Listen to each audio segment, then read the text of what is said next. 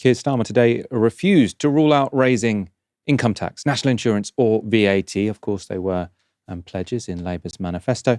This was Kemi Badenoch's line of attack at PMQs. Last year, in its manifesto, Labour promised not to increase income tax, not to increase national insurance, and not to increase VAT. Does the Prime Minister still stand by his promises? Well, Mr. Speaker, I'm glad that the Leader of the Opposition is now finally talking about the economy. I can update the House, Mr. Speaker. Retail sales are higher than expected. Inflation is lower than expected. Growth has been upgraded this year. And, Mr. Speaker, the UK stock market is at an all-time high. The budget is on the 26th of November, and we will lay out our plans. But I can tell the House now that we will build a stronger economy, we will cut NHS waiting lists and deliver a better future for our country. Well, Mr. Speaker, yes. What a fascinating answer.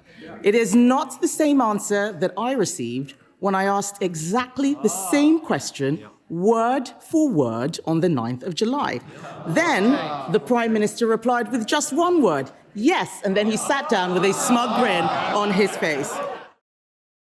That went on for a little while. Starmer was unable to rule out breaking those manifesto pledges because increasingly poor growth projections from the OBRs, the Office of Budget Responsibility, now mean Rachel Reeves has something like a £35 billion budget black hole to fill.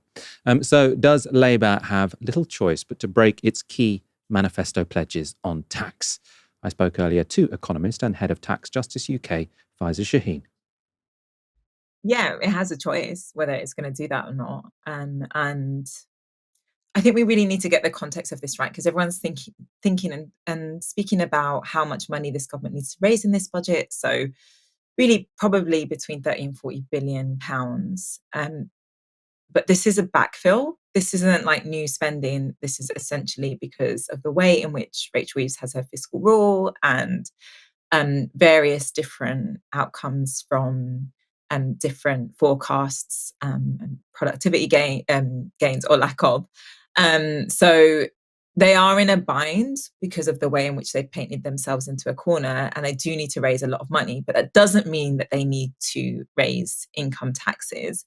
I actually don't think that they will do a increase in the basic rate of income. I think they will do lots of little things here and there to try and make up for the money.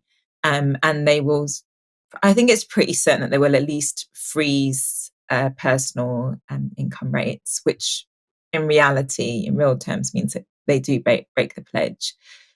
Really, this comes about because they're unwilling to do the kind of bigger things, more bold things that they could do, and in particular on wealth. And I just keep coming back to this stat that I was looking at recently, which is that the billionaires in this country have seen their wealth more than double. So they're on, from sort of 250 billion to 620 billion since 2010. Meanwhile, median wages in real terms have only gone up by £16. So that's basically like billionaires having hundreds and thousands of pounds more a week due to sort of passive income from assets, whilst normal people had barely seen their income gone up at all, maybe a couple of pennies in real terms a week over that time. So really, this is an opportunity for a Labour government to say we are going to shift our focus away from taxes on work and on the very wealthiest in society. And they're not going to do that. So this is the choice that they've made, that they are going to end up having to do some bits and pieces around income that will really upset people out there and will really cause a political backlash for them. And so we can talk in a bit more detail about wealth taxes in a moment, but just on the idea of increasing income tax, because there's two issues, isn't there? There's the political fallout from breaking their manifesto pledges, which would presumably be large, right? If you've very explicitly said we won't raise these free taxes and then you raise one of them, there's going to be some fallout to that. But then there's also just the issue of, would that, in theory, be the right policy? And I think sort of many people on the left, influenced in large part by people like Gary Stevenson and yourself, saying we should tax, and Grace Blakely saying we should tax wealth more than incomes. I'm obviously very much in favour of taxing wealth. It does also seem to me, though, that sort of broad-based income taxes have been the basis of social democracy in most places where it's worked. So it is the case that in this country, compared to much of social democratic Europe, so if you look at Scandinavia or Germany or even France, people on median incomes are taxed not very much in this country. So I suppose I'm not really in principle against putting 1p or 2p on income tax. I can see why it would be politically stupid when you've sort of committed to doing something else, but I'm not in principle against it. And I suppose it sounds like you are, and I wonder if we could sort of draw that out a little bit more.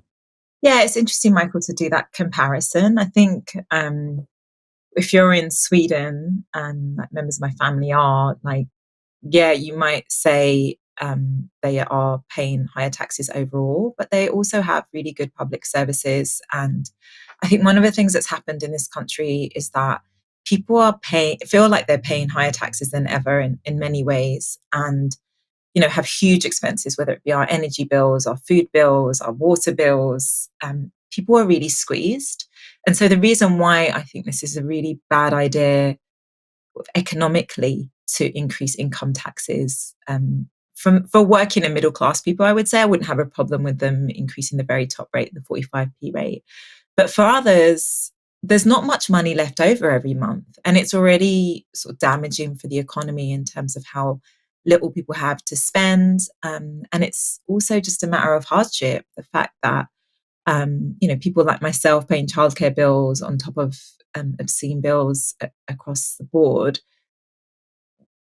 people just don't think like their lives are really making any sense. People are working a lot and yet can just about make ends meet, if that, and often not doing that, getting into debt. So from an economic standpoint, from a growth standpoint, which this government says that they're focused on, that if you're going to tax normal people more, they're going to spend less in the economy.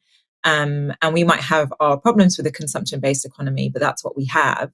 Whereas for the richest, doesn't really make a whole bunch of difference. I mean, there's only so many designer suits that you can wear in a day, right? And I actually was talking to this patriotic millionaire the other day. For those that don't know, patriotic millionaires are a group of millionaires that say tax us more. And she was saying that she just got this pretty decent payout from dividends. And it came into her account and she just thought to herself, this makes no difference to my life. I don't need this.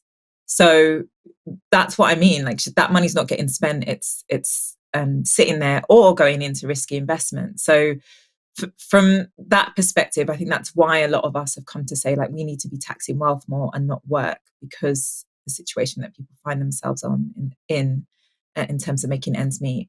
And so I suppose if you look at Labour, and you've said it doesn't seem like they're particularly keen on taxing wealth, and I suppose there's a couple of explanations one might give for that fact. Now, one could be that they're just completely in hock to very rich people, and they're essentially bought by the ruling class who don't want to get taxed anymore. And I suppose the other is that you've got some wonks in the Treasury who are looking at this and saying, actually, wealth taxes are very complicated. There's a lot of uncertainty there. They're concerned that some wealth taxes might end up being a tax on investment. So I'm not so worried about the sort of hypermobile billionaires moving away, because I don't think they do much investing in the economy anyway. But I think they are plausibly worried. People are talking about equalizing capital gains with income tax, that will disincentivize investment.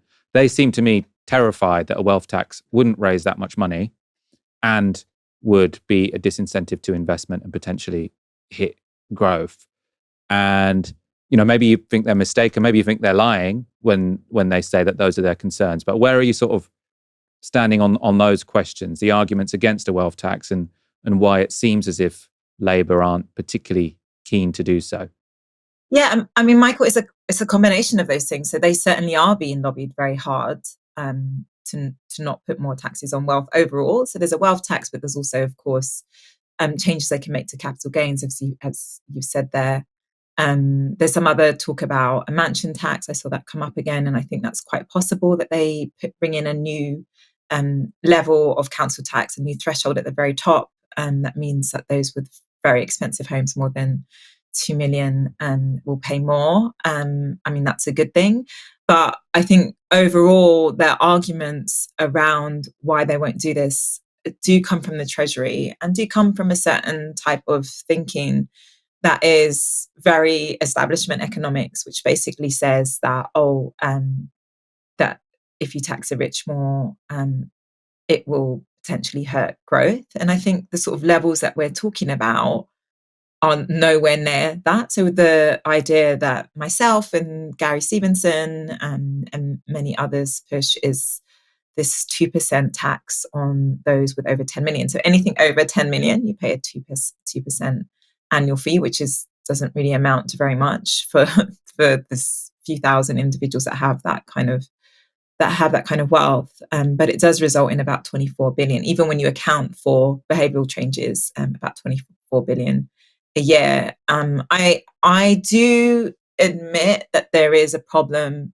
with bringing in something like this right now. There actually does need to be a lot more that happens with the HMRC. I mean, they don't even know how rich the rich are or how many billionaires there really are. I mean, there was this public accounts report, which was damning, just like outright damning, just saying that we don't actually know. And we need to start collecting that data and knowing a lot more about the assets the very richest have. So it's not something that can be put in overnight, but certainly there can be an announcement that work is going to be done and investments going to be made in HMRC capacity to bring this in this parliament. And that every time a tax is going to be introduced, there are always people that say it's not possible. Of course, we have to look at design of this policy, and there are people very well placed to do that. And we can look at other countries and what's worked, what hasn't worked.